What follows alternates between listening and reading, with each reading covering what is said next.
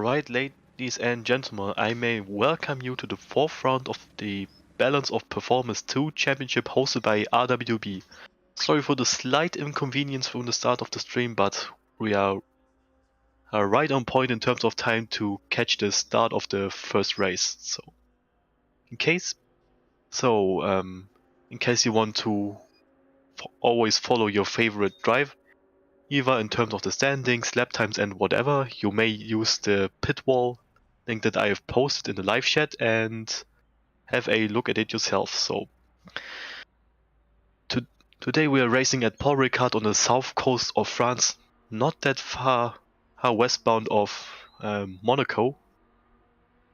Not the most favorite track, especially from all the Formula 1 fans, but it should still produce some very good racing in the GT3 class, since the BOP between every car is fairly matched right now, I believe, and the Mistral Straight, it isn't interrupted by any chicane, as you may see on the right hand side of your screen, so we will see many draft battles, overtakes and whatever on 2 30-minute races each. So just to give you an idea of the qualifying results, very familiar faces in the top 10. Jack Alexander returns to racing with us and he takes the pole position again by quite a small margin, a little bit more than a tenth, and he shares the first row with Eddie Warden, our current championship leader in P2. P2 in the championship is in P3 in the form of RWB Tyrion, Dean Lee Banks in P4, Nathan Shirley, I think he showed up for the first time this season, has put his McLaren, number 25 McLaren into P5. He shares the third row with Emo Plate in P6. P7 is Daniel Barnett. P8 is Hugo Gomez, who makes it 3 out of 8 Hondas in the top 8 of our current field. Peter Vaga, who may look to make up quite a few positions, since the Ferrari is quite a top speed monster, which he will use to his advantage on the Mistral Straight, hopefully. And the top 10 is rounded out by William Day in the number 420 BMW. So the session seems to be starting now, and we are about to go racing. So for the people in chat, let me hear your predictions as well, and let's see how they turn out. So we are rounding out the final corner, going past the pit entry, which is not going to be used in any of these races, hopefully. No mandatory pit stops unless you crash and have to pit or forgot to put enough fuel in. But right now, the field is bunched up and it's going to be green any second, and the question is, can Jack Alexander pull away from Eddie Warden with his amazing Porsche traction? It seems like he does. He's already pulling away and keeping his lead into the first chicane. But it seems to be free wide action. And oh no, Emo Plate, and I think that's Dean Lee Banks crashed, and there's quite a huge pile up now, and oh, that doesn't look good. We might see a full course yellow coming up right now, depending on who is the racing steward in action today.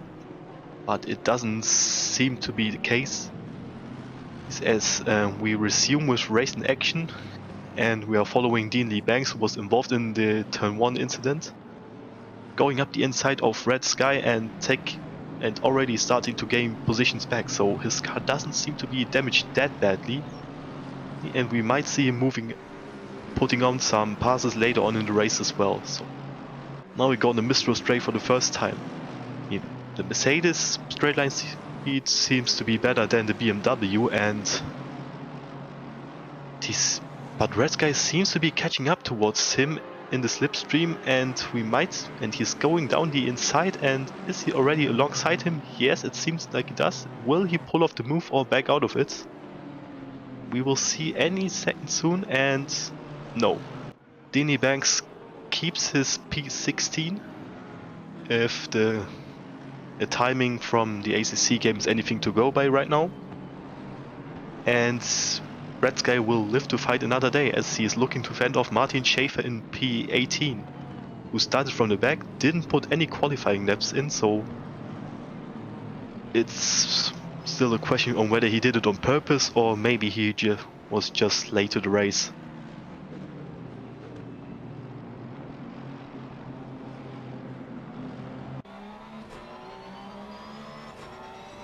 So, right now the first lap seems to be done and Jack Alexander kept his lead from the trio of Eddie Warden, RW Tyrion and Hugo Gomez, all three representing the Honda manufacturer.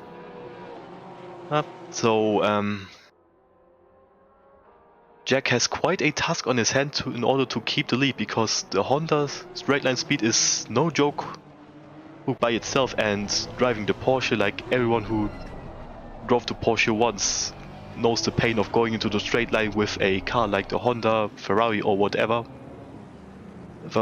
Oh no, Schaefer and Red Sky seem to have collided as Schaefer tried to put a move on around the outside of Red Sky, who ironically drives a blue car, and they both collide and lose positions to it.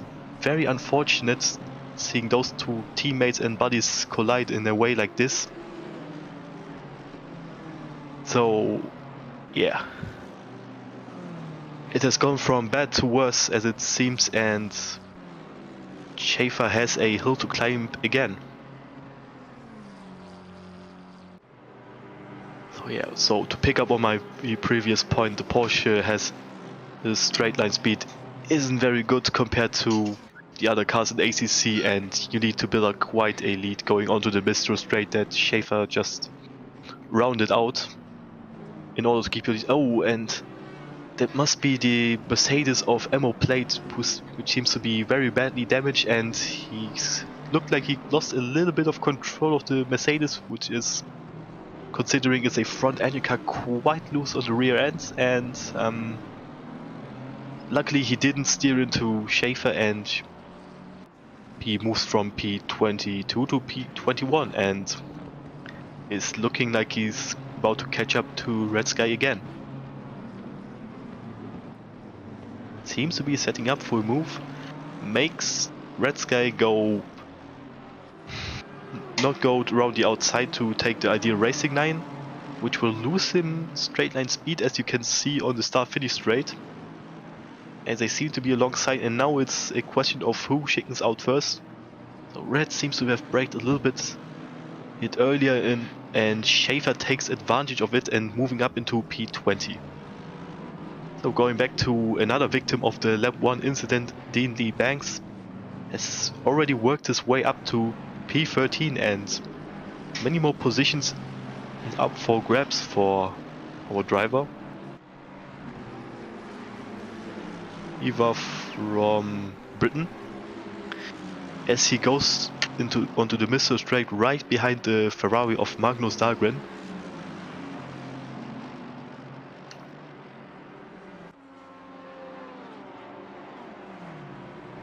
Quite a slipstream train forming right now. So any mistake in the bendy sector 3 of the circuit will be harshly punished. People seem to be going wide, but they are allowed to do it. It will not get them in any sort of trouble by the racing stewards or the game itself, if in the form of track cut warnings.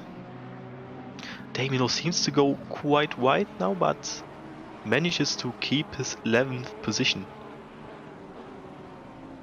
And it looks like he's building a gap towards P10, P12, but P10. But the P10, Jack Mason seems to be pulling away as well. So that's quite a significant gap. And as we jump on board with Bill Jones in P17, we take a look away from his rear wing and we will see Craig Fairweather trying to put a move on him, but he's not anywhere close enough in order to do this. As we see Martin Schaefer in the red BMW already anticipating a mistake from Fairweather to make P18 his. It goes quite late on the brakes, edges up really far to Charger, but the race director decides it's worth more to watch Magnus Dahlgren in P13, who seems to have been passed by Banks, going onto the Mistral Straight. And the rear ring, on his rear ring is Felix Fritsche in the number 22 Aston Martin, the only Aston Martin in this championship, surprisingly. Seems to be weaving around, but there's no way past the Mercedes of Banks, and he will slot back into P13, in which he will most likely retain on sector 3, which doesn't lend itself to overtaking. Oh! And right as I'm about to say it, I hit him with the reverse commentator's curse. Damien Lowe went wide on the right hand turn and lost his P12 to Magnus Dahlgren. So now moving up to another Ferrari who seems to be doing well, it's Peter Wager in P7. He moved up 2 positions from his original qualifying position and has the Porsche of Ross Hayden, if I memorize his racing number correctly. Yep. And the BMW of Dave behind him. So his best hope is now that the BMW and Porsche will start fighting behind him, which seems to be happening. That's the best case scenario for Wager, who can use this to pull away now and maybe catch up towards Daniel Barnett in P6 to move up another position. Oh, he covers off the inside, but the BMW is not taking any of it, takes the inside and P8 with it. So that's 2 positions lost for Ross Hayden now in a short amount of time. But now the Mistral Straight is coming up, and the BMW is also not very good on straight lines, so he might get the position back. We will get back on it later. But now we see Dean Lee Banks taking quite a sniff from the exhaust fume of the McLaren 720S from Jack Mason. He decides he has enough of it, goes down the inside on the Mistral Straight, and it seems like he will get Dean Lee Banks after his not so good lap 1 will get back into the top 10 in only the first 10 minutes of the race. So this car doesn't seem to have suffered any significant damage, and he's keen on making up positions in order to maxing out his points on this round. Oh, that puts Jack Mason into P11 now, and he will try to keep up with him and keep the distance to Magnus Dahlgren, who you might have seen, you certainly saw now in P12. Karting back to Bill Jones, who is in P20 now, so he was P17 the last time we checked up on him, so he probably lost a few positions. So we don't know what. So was it purely on pace? Did he do a mistake, or was he involved in a slight incident? The only thing we know is that he has ammo plate up his rear wing, who's trying to get back into the top 20. So will he go down the inside onto turn 1? It seems like he's doing it, and Bill Jones knows there's nothing more to fight for, and surrenders the position to the Dutchman, who gets his very badly damaged Mercedes, by the looks of it, back into the top 20.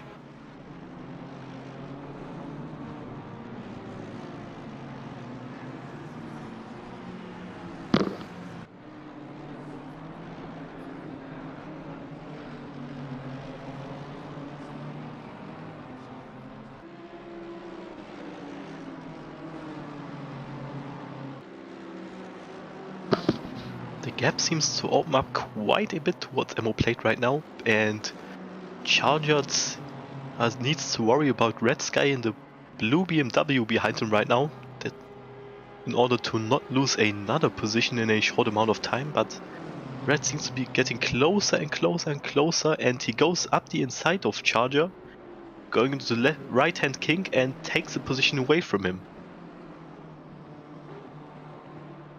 But he may look to fight back, but he thinks better of it, doesn't go up the inside of Red Sky into the right hand corner. And that means Charger will now slot back into P22. So So maybe something's wrong with his car as well. We don't know. We can't really tell. So onto the last corner of the track, we see Magnus Lager trying to fight off Felix Fritsche. Yes, and maybe we can see Felix pull a move up towards the inside of him. Doesn't seem to be the case, as Magnus has no issues taking the racing lines. So Felix, if you're watching this, I'm sorry I put the commentator's curse on you now. I expected you to go up the inside of Magnus and make P12 yours, but now you lost P13 to the McLaren of Nathan Shirley. Nathan was also involved in the turn 1 incident of lap 1, so since he qualified in P5, he will probably make up even more positions down the line in this race. But right now we are going back into the Mr. Straight, and Aston Martin is no joke in terms of straight line speed, and we might see him gain back this position, but he doesn't go onto the slipstream of the McLaren for some reason. Maybe he doesn't even need it, but Shirley covers off the inside, and Fritsche will have nowhere to be except the rear bumper of his McLaren. And Shirley got another position now, since Jack Mason seems to have made a mistake on the right hand corner right after the Mistral straight.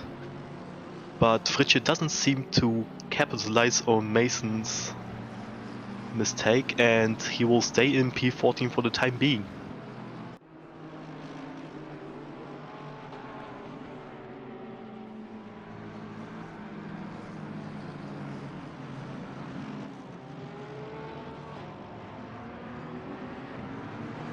Mason clipped the inside curb on the last corner, and now he has Felix right up his rear bumper, so we'll most likely see a move from Felix, from the Austrian, into turn 1 to make P13 his, but he's not late enough on the brakes, so if he's a bit more brave into the braking zone, that would have been his position, but he will live to fight another day, and there are still like plenty more laps and 50 minutes of racing to go, so we might.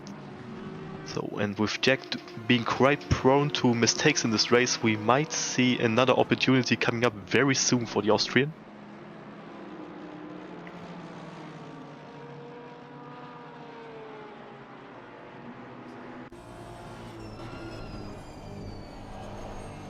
So we haven't been following the top guys on the race for a while, so to give you a brief update of that, so Jack Alexander managed to keep his P1 in the best case scenario of the 3 Hondas from P2 to P4 behind him.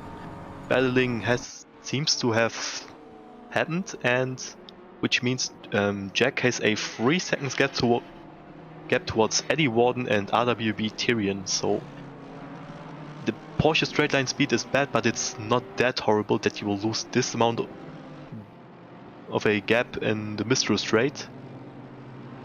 But it still remains to be seen of Eddie and Tyrion who will take the P2 spot now, since they seem to be on probably the same level in terms of straight up pace, especially on the last round on Laguna Seca, as Tyrion pulled a move around the outside of Eddie on the last lap of the race in order to take the victory in race 2, which was quite amazing to watch. You can watch it back on our channel if you want to, as we are going on board with Will Day right now. Hang on, yeah, that's Banks. Like, he's up into P9 right now, and this information will be obsolete in a few seconds probably, because he's looking to pull a move up the inside of Will Day. Like, he's very late on the brakes, and Day needs to give him the space in order to not cause a crash. So, out of the people involved in the turn 1 accident, Deanly Banks seems to have gotten the best out of it, since his car doesn't seem to carry any major damage.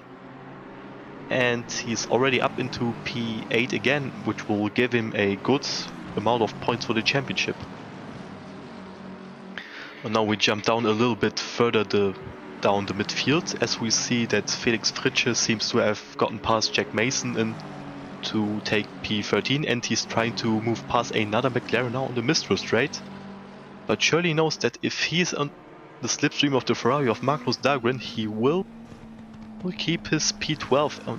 Oh, Dahlgren hasn't taken the right-hand corner that well, and he'll leave up the inside for Nathan Shirley, and you don't have to ask him 2 times in order to take this opportunity, as they have a slight amount of door banging with each other, which means Nathan Shirley will move up into P11 again.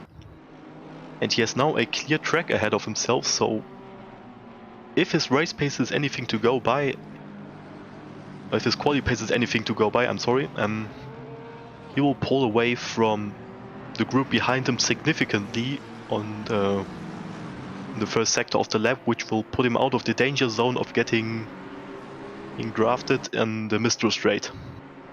And he seems to be pulling a gap already, so his car also doesn't seem to be damaged that badly. But we will see. So a slight loss of the rear end, but he seems to be doing fine.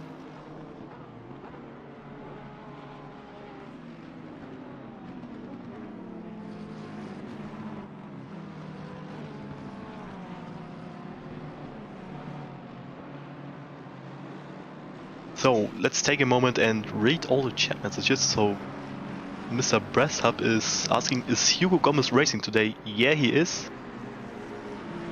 So he is up into P4 right now, but he has quite a huge gap to P3, so it's not that likely that he will finish this race on the podium. But it's still a very good result for our Spanish driver nonetheless. Why we don't have table positions, so yeah, so as Wacky Teddy is saying, the timing list is probably broken by the looks of it, so let me post the pit wall up into the chat again. So it's a way more detailed version of the timing board that we are lacking on the left hand side of our screen right now. Now, as it gives you more information about sector times, purple sectors, purple laps, amount of laps and whatever, and gaps between drivers. So that will have to do for now. So the 2 Honda drivers of Eddie Warden and Tyrion still seem to be inseparable. As we jump towards Jack Mason, who's struggling to keep up with the pace from the midfield, as it seems. He's trying to not drop down the field any further, as he has the Mercedes of Mad Al right up his rear bumper.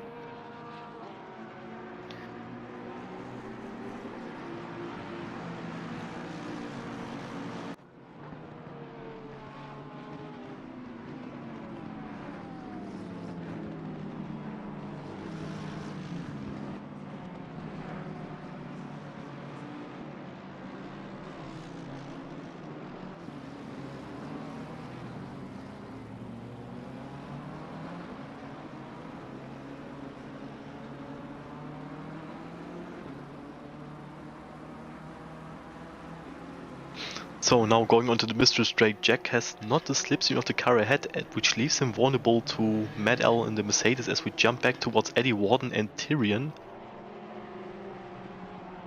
who are still not decided on in which order they want to finish the race. So there haven't been any significant attempts of passing Eddie from Tyrion, but it's still 9 minutes to go, and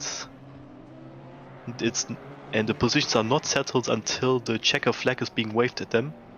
Anyone goes slightly wide into the final corner, but he keeps this position.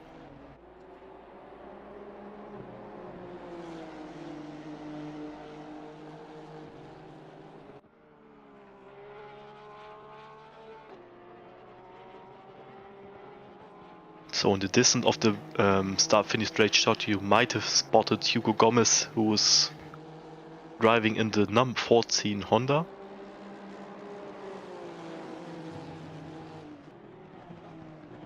Yeah, nice slipstream train indeed, so it's really tough making up positions when you're in the middle of one of those slipstream trains. Because you are getting the slipstream up the car ahead, but you still need to be on your toes, because the car behind you also gets your slipstream, and the tiniest mistake from someone like Magnus Dahlgren, who's in a position like I'm trying to describe right now, will lead him to lose positions. So, and Shirley doesn't seem to be pulling away now, so with Dahlgren in the Ferrari, which is a straight line monster compared to the McLaren, as we cut towards Tyrion Dave, who tries to move around the outside.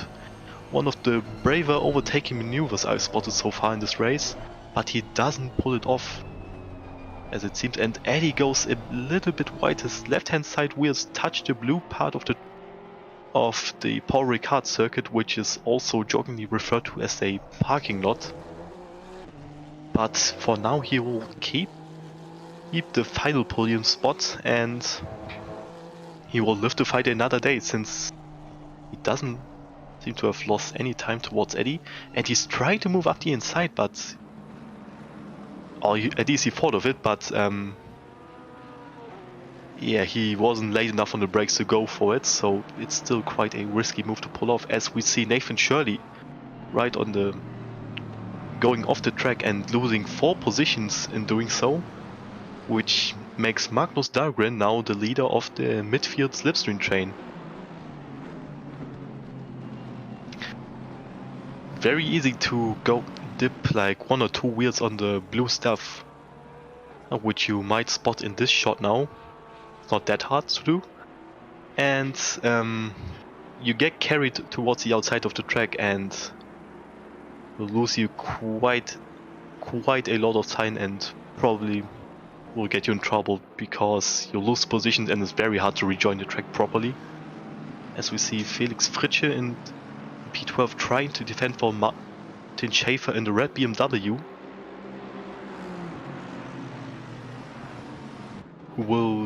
who's looking forward to make places on his last to first challenge on this round of the BOP Championship. So here we go for another round of the slipstream train, as Dahlgren goes wide onto the blue stuff, which will lose him some velocity going down the straight, as we see Felix Fritsche not even going into the slipstream of Magnus, and he's already up alongside of him, and maybe we will see him trying to pull off a move to get into P11. But Dahlgren seems to have the advantage, the lower wing and more straight line speed according to this, as we see quite a tough defense for Magnus, and he manages to keep his P11 as Schäfer is going around the outside of Felix. What a move! But he has the inside for the corner now, and he unfortunately has to surrender his P12 to Martin Schäfer right now. But they're still alongside, and the people behind him, especially Merdell's, hoping for the two of them to collide. But Felix goes wide again and seems to be losing more and more positions. This is very unfortunate for our Austrian driver representing the only Aston Martin in the field. So that's now, I think, 5 positions lost in one sector, so that's not really what you want to see, and we will just hope for him that he can recover from that and put on a good performance in race 2, which is coming up right after race 1, so stay tuned for this.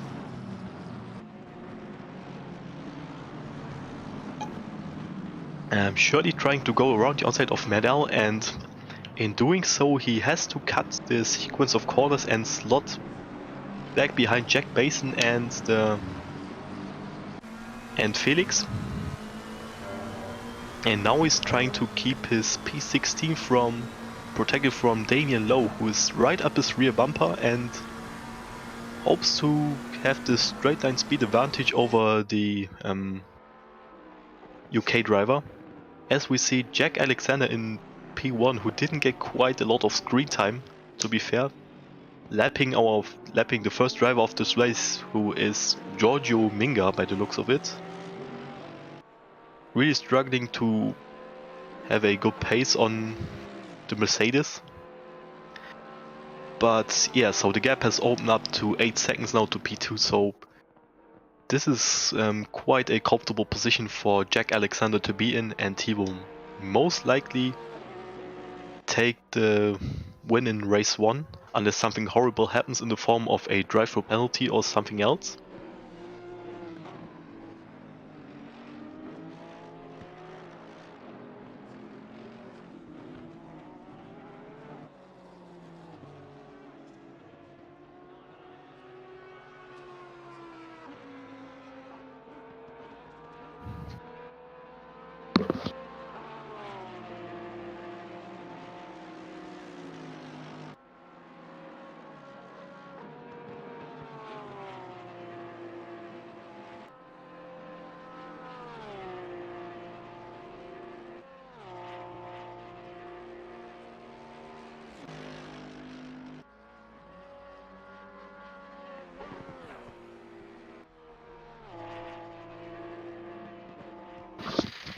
So the race director seems to have his eyes set on Jack Alexander right now, since he's in the last sector of the lap right now, and this will be the final lap coming up.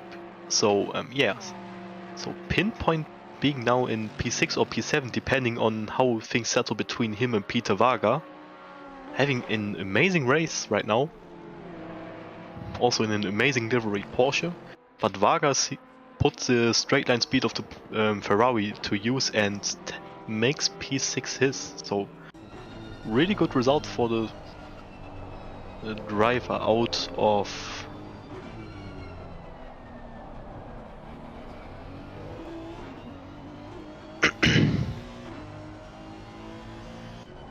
Slovakia. Yeah, obviously. Sorry for that. As Magnus Dahlgren, the other Ferrari driver, has a problem in form of the BMW from Martin Schäfer up his rear bumper. Still desperately trying to hold on to P11, going into the final lap of race 1. He can't allow himself any mistakes if he wants to keep that position, because Schäfer will pounce on any opportunity he will be given. Quite an intimidating view up here rear mirror, despite the smiling face on the hood of the BMW M4. And he's now in the slipstream, moves out of the slipstream towards the outside of the track. Like, he's trying to keep Paul Magnus on the not optimal racing line. It doesn't seem to be working the way he intended to, because he keeps his position out of the first chicane.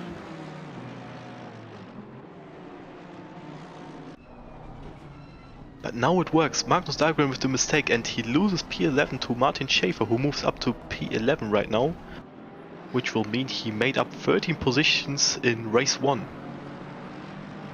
But now they're going onto the Mr. Straight for the final time of the lap, and he needs to defend from the P13 of Medal.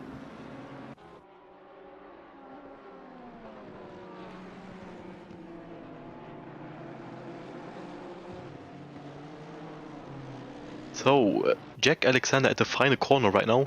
He wasn't bothered all race long, and he will win race 1 of the 4th round as Tyrion tries to dive bomb up Eddie Warden, but it doesn't seem to have worked. Warden goes wide on the final corner, and he will secure P2,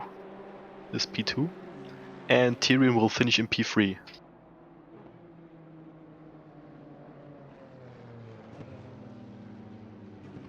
So other than that, Hugo Gomez seems to have kept his 4th place, making it 3 Hondas in the top 4. Really amazing result for the Spaniard in the number 14 car. Daniel Barnett kept his P5, Peter Varga P6, RWB Pinners holds on to P7, which will, by the looks of it, make it his best finish in the season.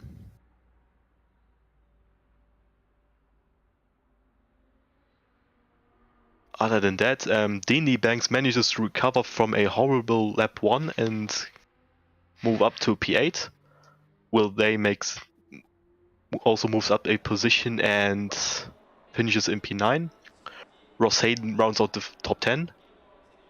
And Schaefer is in P11, Magnus Lager in P12, Medal P13, Jack Mason P14, Damian Lowe P15, Felix Fritsche P16, Nathan Shirley who in P17, Al Gardner with a very quiet race in P18, Red Sky comes home in P19, Emo played in P19, Emo played in P20, Charger finishes P21,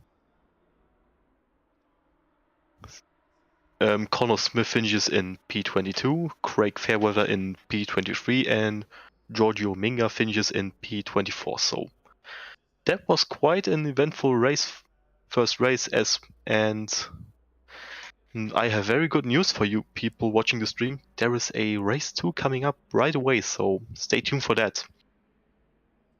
Hopefully with as much racing action and hopefully with a little bit less crashing, but we will see what happens then.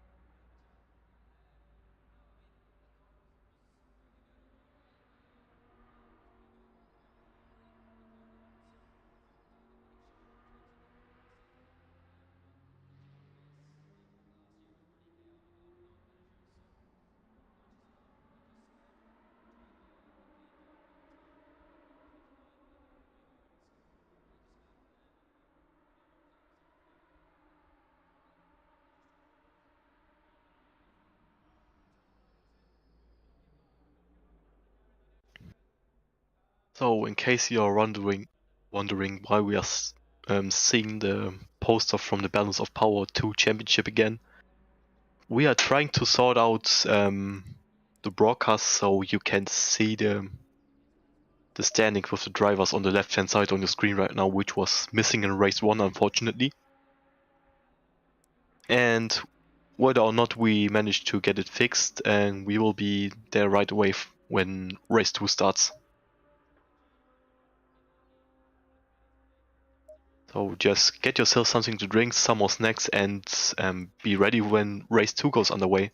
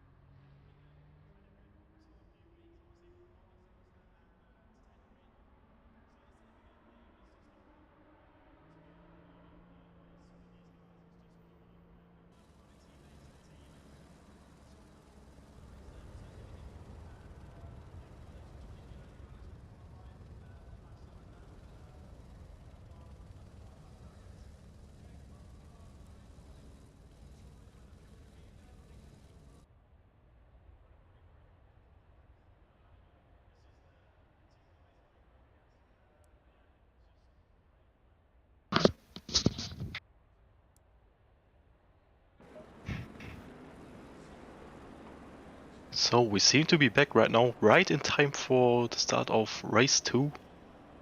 As we see the drivers rounding out the final corner on formation. Will we see a rinse and repeat of race 1 towards the front, where Jack manages to pull away on the first lap putting his amazing Porsche traction to use? Or will the Hondas of Tyrion and Ward manage to put up more of a fight? So Warden seems to stay up alongside of Jack, and they go towards the first corner, but manages to keep his position as Banks and Tyrion seem to be bumping again, and Tyrion spins out again, and we have another huge collision into turn 1, and that's a massive blow for Tyrion for his championship aspirations.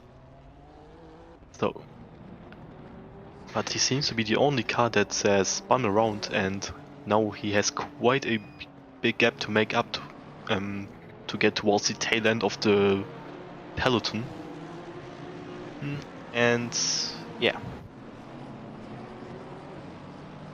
very unfortunate for him. Him and Dean Lee Banks have bumped around especially the second corner quite a bit, so it's tough to say who was on fault for this. Probably a racing incident, as we can see the field in the distant shot that he's trying to catch desperately now to salvage at least a few position and points right now.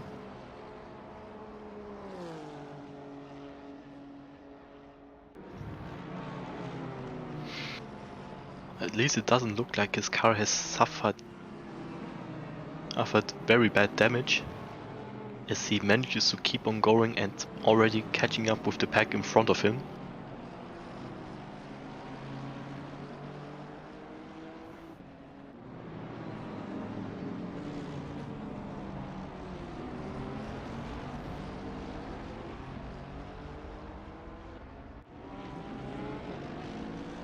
And here we see Dean Banks, who was the other person involved in the incident, who has moved up to P3 by the courtesy of it.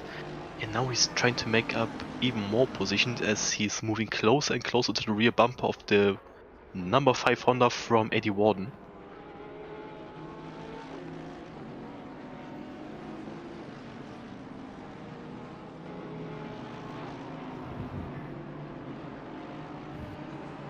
So we see at least one person in the pits right now.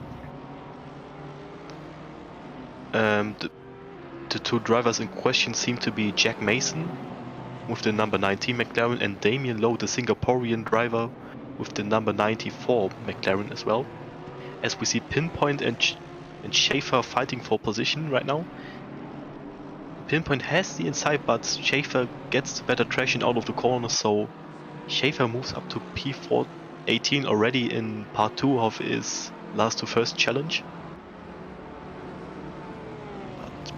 Pinpoint is not gonna rest on this, as he's trying to tuck onto the slipstream of the red M4, and doesn't seem like he's catching up by a lot, since Schaefer has the slipstream of RWB Charger in front of him.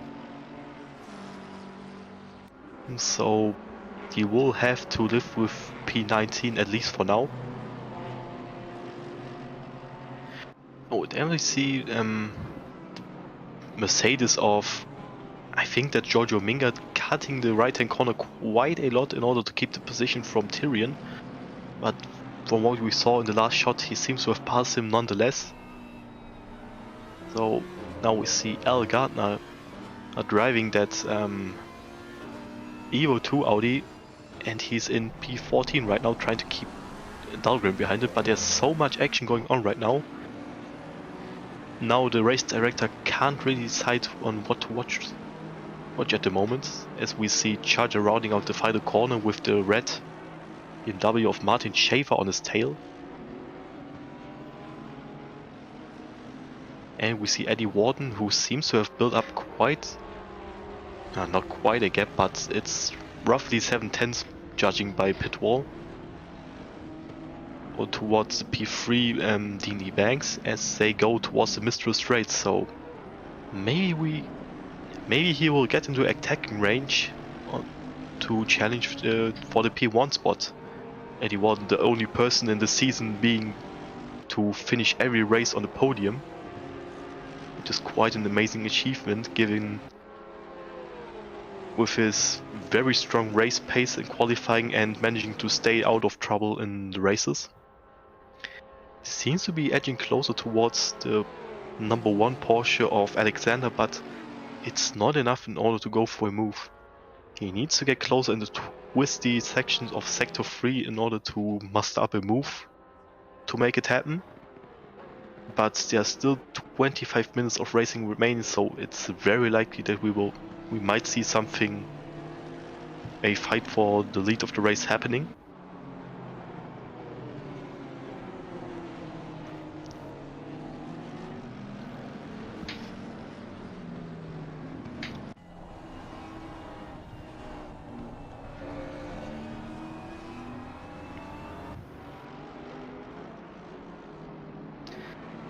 So we jump back to Charger, who's being passed by RWB Tyrion right now, who is on his quest to salvage some positions from the horrible start of race 2 for him. It seems like he has pulled off the move and moves up to P18 right now. And he has now the Audi of Al Gardner, the Frenchie, up his sides, and I think it's only a question of time when he will pass him, and the answer is that he will most likely pass him on this lap already.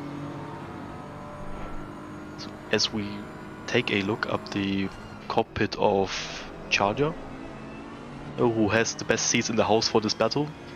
But now we jump towards Magnus Dahlgren, who's trying to defend from P14, his P14 position.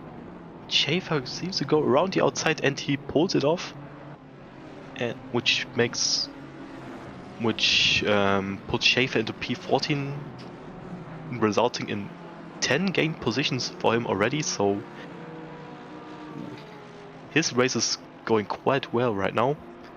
But he needs to defend his position on the Mistral Straight right now, and he doesn't have anyone to slipstream off, so that might be quite a tough ask for him to keep P14 in his bag, but we will see what happens. So Dahlgren seems to be edging closer and closer and closer. But now Schaefer needs to defend up the inside in order to keep E14, which he seems to be doing, as they go side by side into the right hand corner, and oh, that's a corner cut and a half by Schaefer, but he keeps the position for now, and Magnus is desperately trying to get past him, but he doesn't manage to do so. So that seems to have settled the battle already, as we see Al Gardner, who lost the position to Tyrion right now. Oh, that's quite a slide, and where is he going? He seems to have lost the rear end of the Audi on the curb and didn't manage to catch a car again, and it pulled him into the wall of Paul Ricard, which is like a rare occurrence, to be honest with you, but it happens to the best of us, so very unfortunate for him. He seems to have been running quite well considering his pace, but that's racing, unfortunately, and you'll have to get on with it as we jump towards Peter Wager, who is in P8 right now, trying to defend from Craig Fairweather in the number 323 BMW, as we jump towards his buddy and friend Red Sky, who's desperately trying to defend from Tyrion Dave.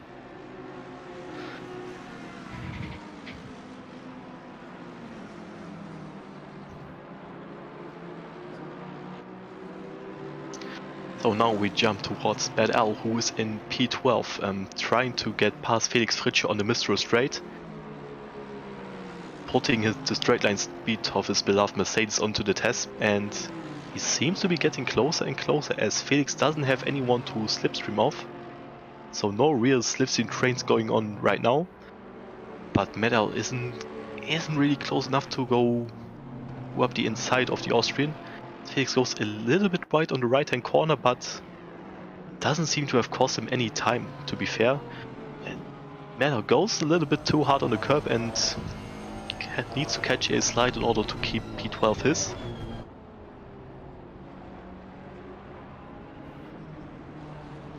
So Tyrion seems to have gained another position by passing Red Sky.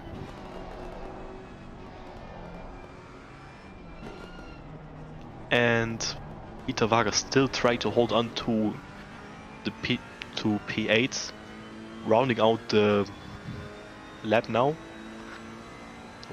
He seems to be quite comfortable in P8, so it's Fairweather and him seem to have a similar pace, but the straight line speed of the Ferrari seems to help him out quite a lot in order to keep P8 his.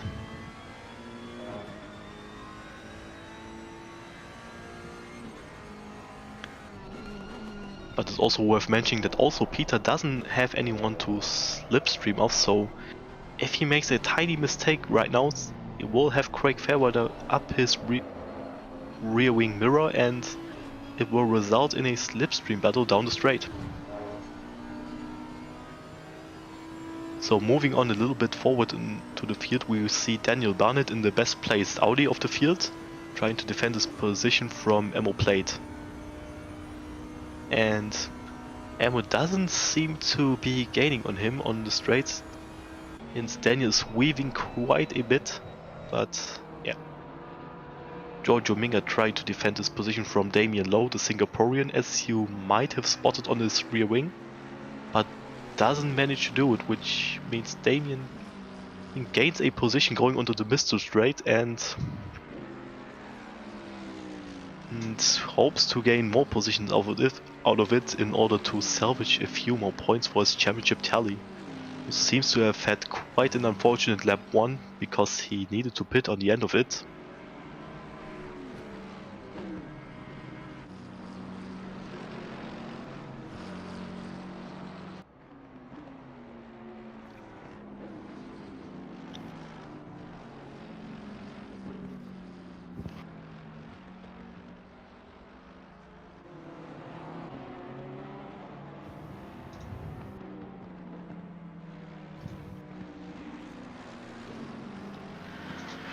So since there doesn't seem to be that much racing action going on right now to comment on, so for the people who are watching right now, let me know if there is any driver that you are rooting for specifically on this championship right now, and maybe if you feel like doing it, also tell us why.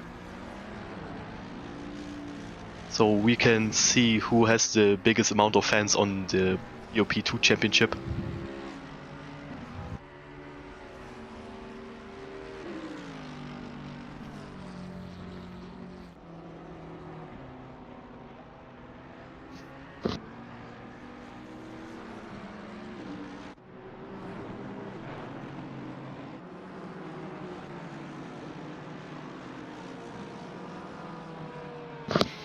So now we seem to be riding with Magnus Dargren, who is probably the next victim of Tyrion Dave in the number 55 Honda.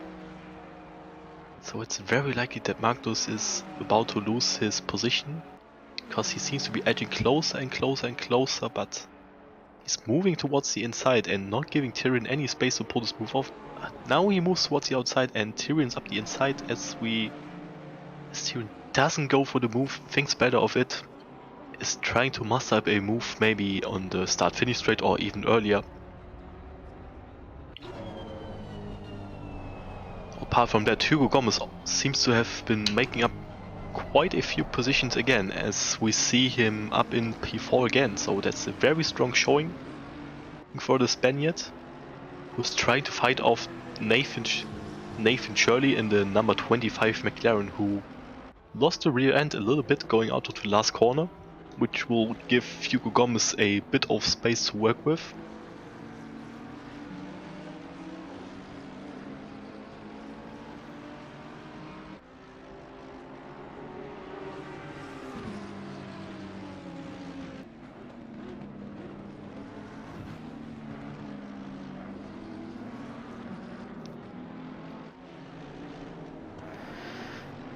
But Shirley doesn't seem to be losing that much ground to Hugo Gomez right now as we go onto the Mr. Straight again, as we jump towards the rear ring of Felix Fritsche, who is up into P10 right now.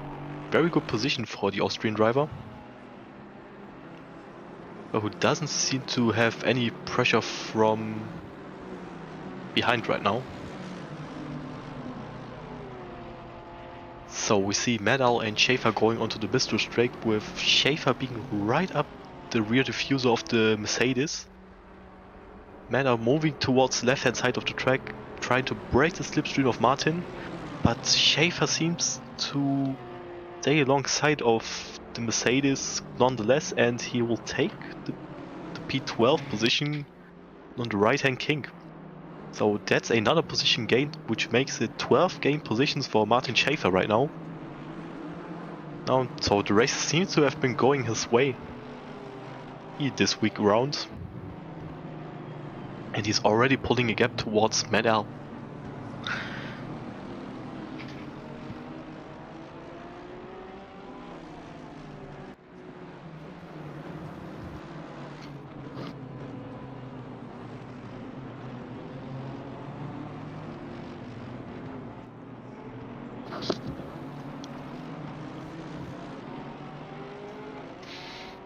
So to give you a slight update on the front battle, Jack Alexander seems to have opened up the gaps towards Eddie Warden a little bit more, and he's now leading with 2.2 seconds. And Dean Lee Banks seems to have lost ground to Eddie Warden as well, by the looks of it, because he has now a 3-second gap to make up if he wants to move up into P2. Hugo Gomez stays in P4 and Daniel Barnett still stays in P5 for the time being. Sky Red rather still trying to make the best out of his race by passing RWB Pinpoint into the first chicane of the circuit.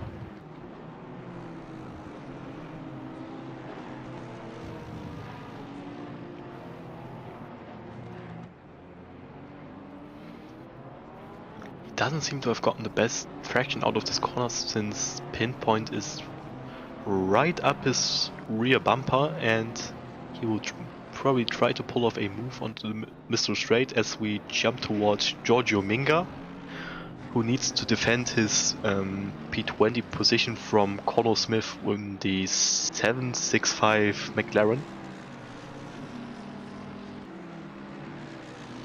And he seems to be ahead by a big enough margin in order to not get slipstreamed by him. So that's good for him. But still 13 minutes to go, and Connor Smith is still able to make up quite a lot of time to make the pass happen to move up into a top 20 position. So now we are jumping towards Emil Plate in the number 93 Mercedes, who has a better race than last time, which is not that difficult considering that he was very unlucky on lap 1. Fritsche now trying to defend his top 10 position from Martin Schaefer, but Schaefer is having none of it. He's moving up the inside and make the top 10 spot his.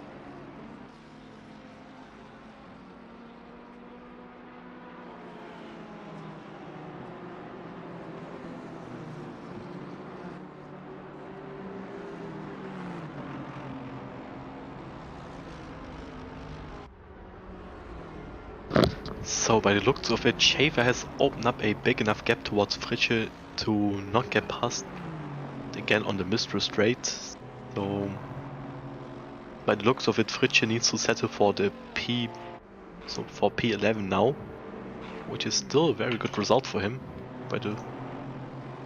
and he's judging by his RWB website rating.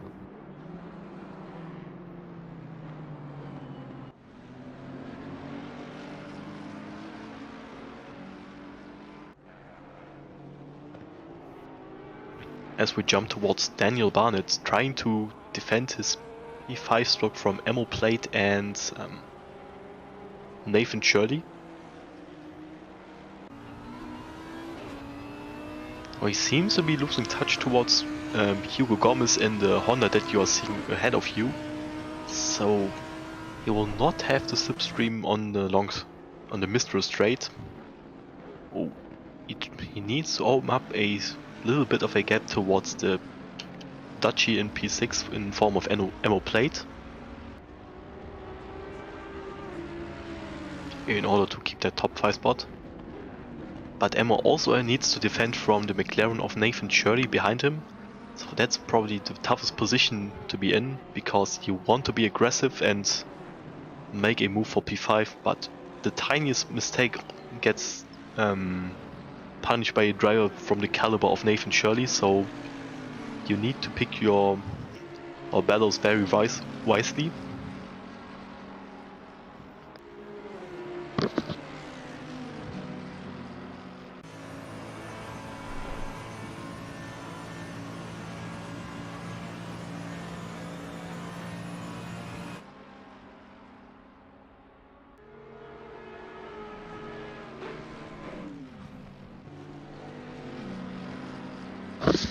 So right as I mentioned, Emo seems to be rather on the back foot than going for a move for P5, as Shirley seems to have closer quite some ground on the Mistral straight, and he needs to look out for him, because if he opens up the gap, Shirley will surely go for it. Now we are on the final sector of the lap, which it's very nice and full, but doesn't lend itself to very nice side-by-side racing.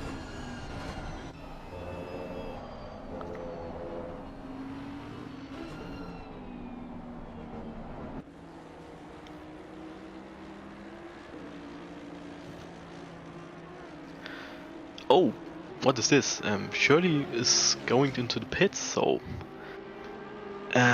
he doesn't seem to have suffered any damage, so my best guess would be that he has suffered a drive-through penalty, which he now has to serve. Very unfortunate for the British drivers, so... But this will be there will be a sigh of relief somewhere in the Netherlands, because Ammo Plate doesn't have to worry about him anymore.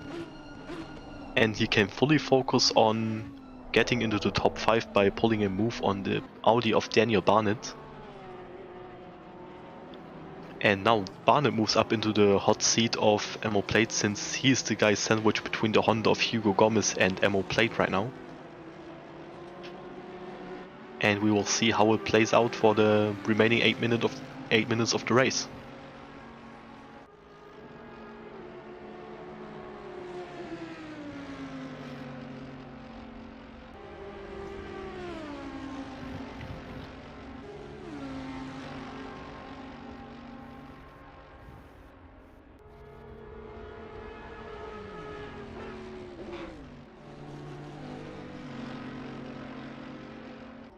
So the positions still stayed the same after the Mistral straight, and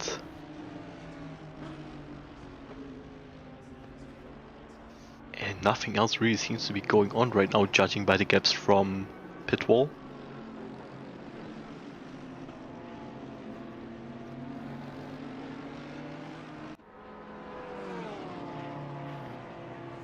And now we see RWB Pinpoint and Red Sky still trying to decide who's getting P16 and who's getting P17. But it's the most frustrating thing for a Porsche driver. You know that you're so much quicker than the guy ahead of you, but not speaking for the BMW M4 at least, but cars with good straight line speed like the Lexus, for example, or the Ferrari. The only defense they need to do against Porsche drivers is pressing the throttle and staying in the quickest engine map. As we jump towards Daniel Barnett, who seems to have lost a little bit of ground towards Hugo Gomez, and seems to be on the back foot rather than moving forwards in the field. And the fight and the battle for P4 seems to have pulled quite a big gap towards the P7 of Peter Varga, so they can allow themselves some harsher racing, simply because they have this gap of roughly 7 seconds to play with. So even if there's a little bit of door banging, someone has to go off the track. So which that would mean they won't lose any more positions than maybe 1 in the case of Barnett. We see Pinpoint going down the inside of Red Sky, and making P16 his, but I have very bad news for him, so he will most likely get passed by Red Sky again, like if he manages to keep the gap like this on the twisty section of Sector 1.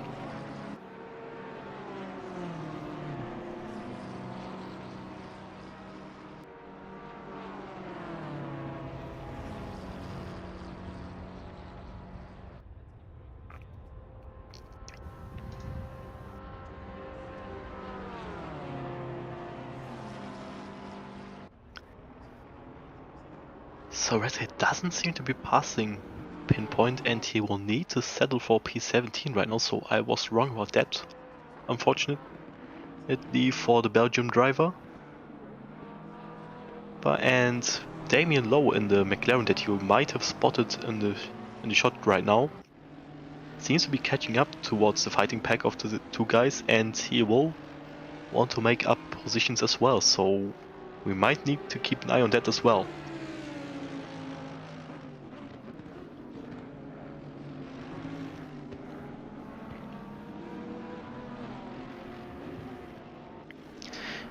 Emmo going for a very wide line onto the right hand corner, trying to carry as much speed as possible in order to catch up Daniel Barnett, who goes wide on the right hand corner, and this is a very small gap, so and we can already see Hugo Gomez weaving around like a madman, or like Verstappen on the final lap of the 2021 Abu Dhabi Grand Prix. Need to break the slipstream, or as Verstappen would put it himself, warming up his tires. So, but it doesn't seem to have any, but the weaving seems to have done his job, and he keeps the 4th position right now. And no side-by-side racing to be seen in this pack of 3.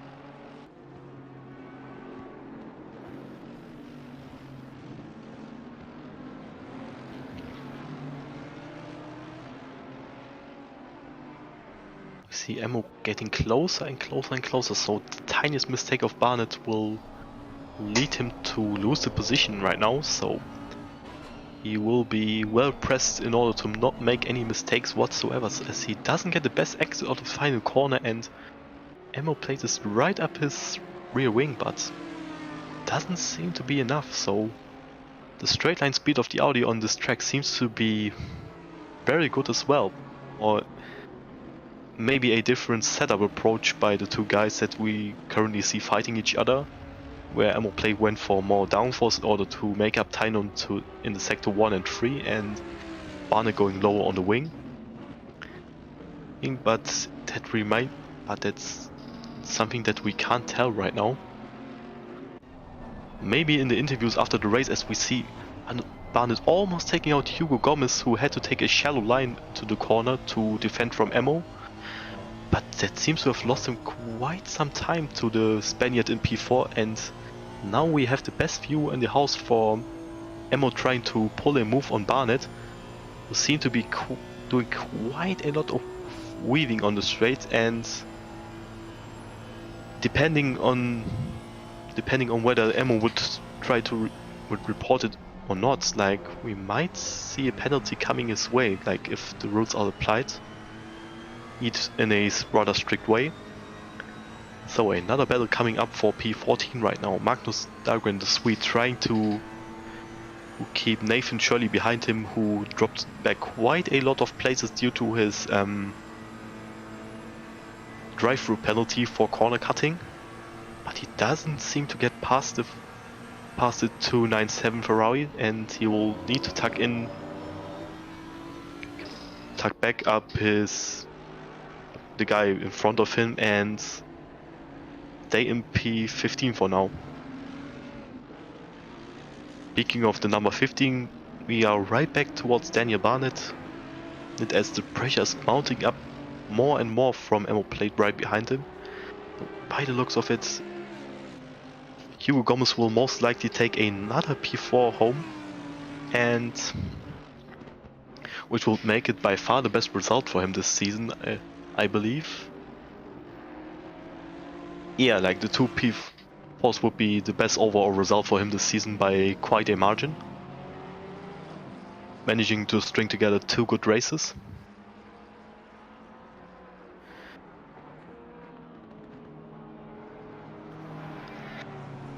So other than that, we just saw a shot of Red Sky and Pinpoint fighting for position as we jump back towards Barnet, and another lap, another try of Ammo Play to make the move happen for a top 5 position, trying to salvage at least one good result out of round 4 of the BOP2 championship. But it doesn't seem to be happening, and the race director doesn't seem to be concerned about it. And he jumps towards Red Sky, who's trying to salvage a P16 finish. And staying in front of Pinpoint and Damien Lowe. And they seem, three of them seem to be even closer as Pinpoint goes for a dive bomb up the inside, but doesn't pull it off. And now they're going towards the Mistral Straight, and I think Pinpoint is in trouble right now because Damien Lowe, the Singaporean driver, seems to be right up his rear bumper, and he could make P17 his turn in pulling off another move on the final lap to at least gain another position from the race that didn't seem to be going as well from the start. So Red Sky keeps his position, finishing up the Mistral Straight, and that is probably P16 settled for him. So other than that, the front pack is finished rounding up the race right now, and we see Jack Alexander making it a double victory in this round, followed by Eddie Warden, Dean Lee Banks, who gets a podium finish, Hugo Gomez with his second P4, Barnett in P5, Emo Plate P6, Schaefer managing to get up into P7. Very amazing race from him. Probably the most positions gained out of any round in the season by any driver. Peter Varga P8. Felix Fritsche manages to take home his season best result of P9. Tyrion salvages his first step accident into a P10 finish.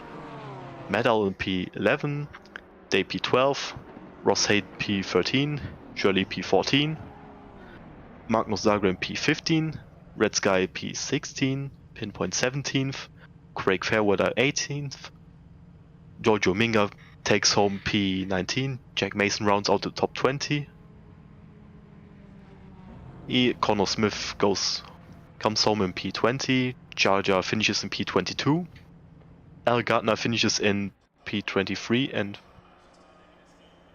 so those were the races already, and I'm trying to have a look of whether I can get some people into the commentary booth to comment about who their races. So if you would hang on for a minute right now.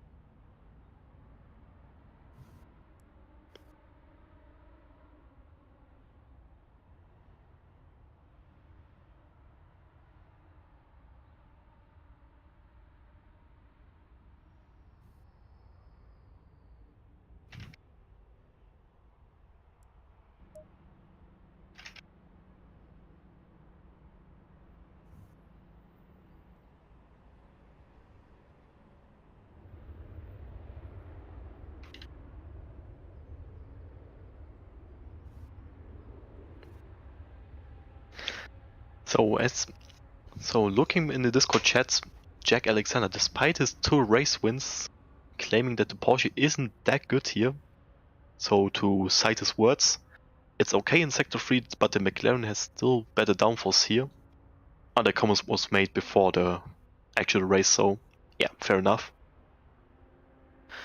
So I'm still trying to get some people into the commentary booth. So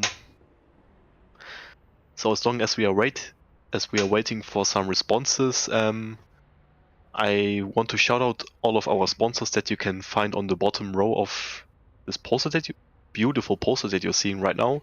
So simrace247.com, ACC obviously, RWB International, the community that is hosting these races. So if you liked what you saw, you can use the link that I just posted into the YouTube chat and sign up for some races yourself and see how you square up against all kinds of drivers.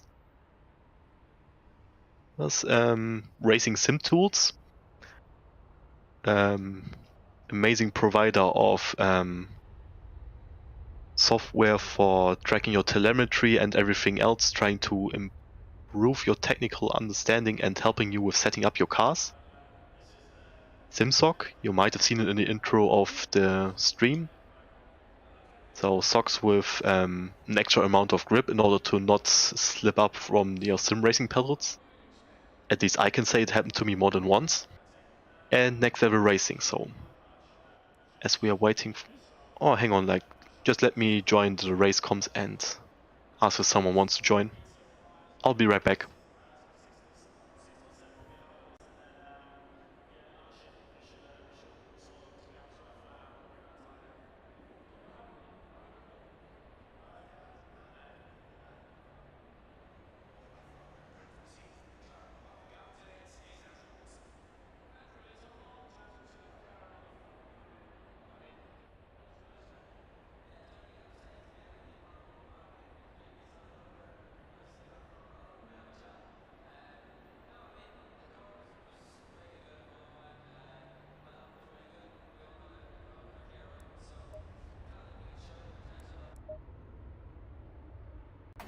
Hello, Marco.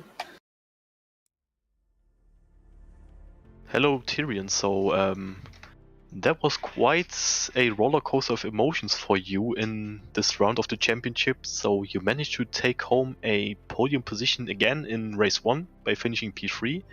But then you had a incident on the beginning of race 2. So we only had very minimal footage of what happened. So would you like to talk us through what happened? I don't actually know yet, Marco. Yeah, we went in there. I don't even know who it was to the side of me. Who was? I think it was the guy that was fourth on the grid. We sort of went in 2x2, and I don't know if I squeezed a bit too much or it was the other way round. If you know what I mean. So until I look at it, I can't really say actually, other than I spun round and ended up last. So. Had some work to do there in the second race. I think I ended up about 8th, something like that. So it wasn't a disaster in the end. It was a fun race from there, if you know what I mean. But shame I couldn't race Eddie up the front, that was all. But there you go, the first race was awesome. You know, fair play to Eddie holding that, I tell you. That was... Yeah, we could see that. So you had quite a big gap to make up after your spin in race 2's lap 1. So would you rather say that the straight line speed of the Honda helped you out in gaining back those positions, or was it your straight up race pace that helped you getting back towards P9?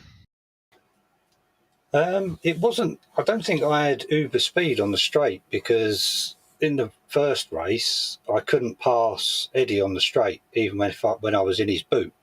I just could not get enough slipstream to really make a proper move. If you know, there's a couple of times we were side by side at the end of the straight, but not really. I think I tried the outside once and the inside another. Didn't take mega risk, you know, but I didn't have mega speed. But I mean, I took a couple of places on the straight in second race, but the rest of it was, you know, just picking it up as people fell off and were battling and that, you know. So, you know, it's still fun. Yeah, alright, so two final things. So Felix Fritsche, who you seem to have passed on the final on the very end of the race, on race 2, by 8,000 of a second. So did you think you were going to pass him, or were you surprised by the end results? Well, I was trying, but yeah, I caught him 2 seconds, I think, over the last lap and a half.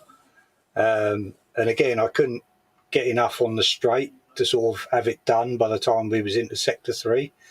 So I just tried to stay close round the long right-hander and sort of closed in in the last few corners. And I was going to go for a switchback in the final corner, but he was there, so I couldn't. And I just managed to hook up enough acceleration, and he sort of come across, but I was kind of already there, so he couldn't sort of like head me off. So it was tight, but yeah, I think it was all fair. So Yeah, so it was only after the line though that I saw the position, if you know what I mean. yeah. Yeah, like it happened to me. I was more on the receiving end on this kind of situations, and I would be fuming, to be fair. So yeah, other than that, like so I can say well done on both of the races, which were unique in their own ways. And other than that, for the next round, so on the 30th of June, the latest DLC from Assetto Corsa is about to be released with at least 3 American tracks. So would you wish for one of those American tracks to be included into the final rounds of the championship? Yeah, I don't see why not.